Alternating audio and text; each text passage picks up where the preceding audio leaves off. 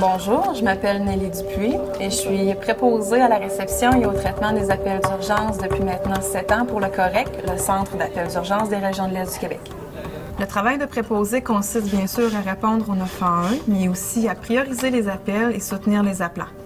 De plus, notre centre effectue de la répartition incendie et ambulancière, c'est-à-dire que nous assurons le déploiement de toutes les ressources d'urgence requises, ainsi que la coordination des demandes des intervenants terrain. Bonjour, mon nom est Michel Fugère. Je suis préposé au traitement des appels d'urgence depuis 8 ans au COREC. Pour être un préposé au COREC, il faut avoir une grande tolérance au stress. On ne sait jamais à quoi s'attendre d'un appel à l'autre. Ça peut être un homme qui fait une crise cardiaque ou un bébé qui s'est étouffé. Chaque appel est différent.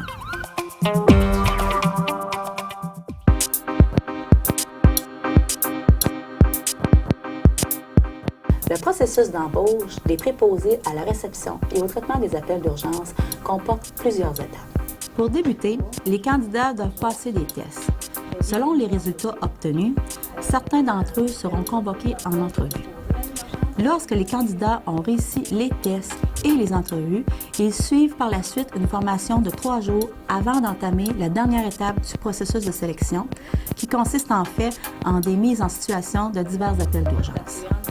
Donc, sur un bassin de 100 personnes, de 100 curriculum vitae qu'on reçoit, il y a en réalité que 4 à 5 personnes qui se rendent au terme du processus.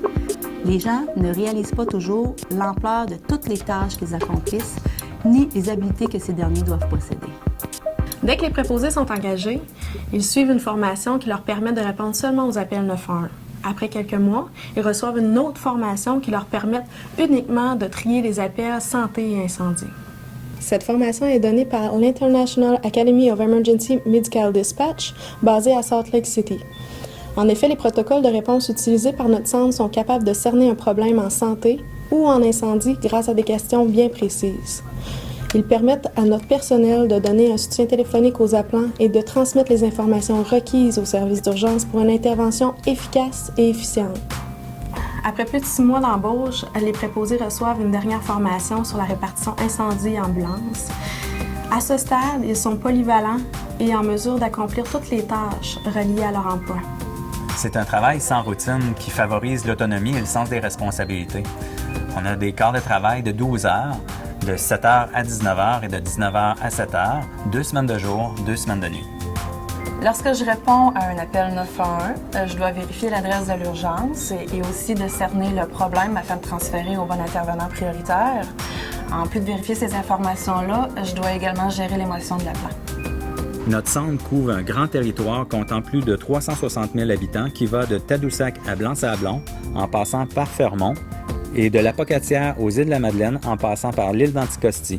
En tant que préposé, je dois avoir une mémoire phénoménale et faire preuve d'une discrétion absolue. Le 911, c'est confidentiel.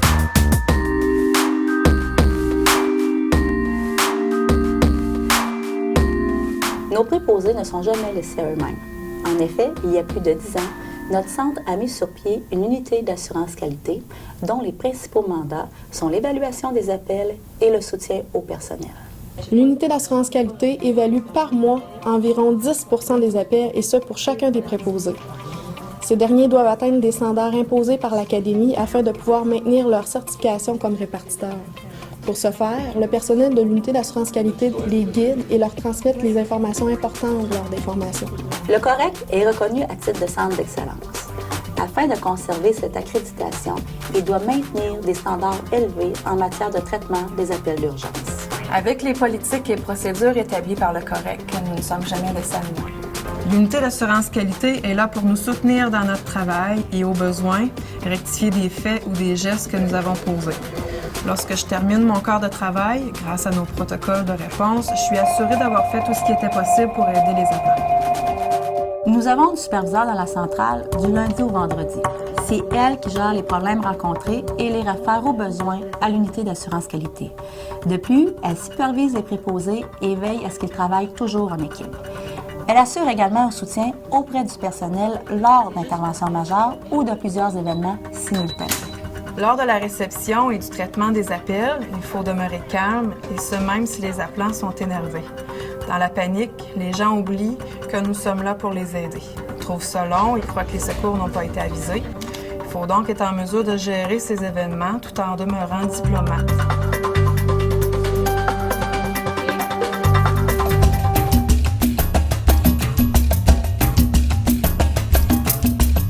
Notre centre est à la fine pointe de la technologie. Je dois être capable d'utiliser des équipements informatiques car tout est informatisé. Si je reçois une demande d'ambulance, je recueille des informations dans un logiciel. Pendant ce temps, mon collègue à la répartition procède à l'affectation de la bonne équipe ambulancière en fonction des renseignements que j'ai reçus de l'appelant. Les gens s'imaginent qu'on doit raccrocher pour envoyer l'ambulance, mais tout se fait simultanément. C'est la même chose en incendie. On peut se bâtir une belle carrière au Correc. Notre travail est très important puisqu'on a un impact direct sur la vie des gens qui appellent au 911. Le préposé est souvent oublié lors d'interventions d'urgence. Il est pourtant le premier maillon de la chaîne d'intervention.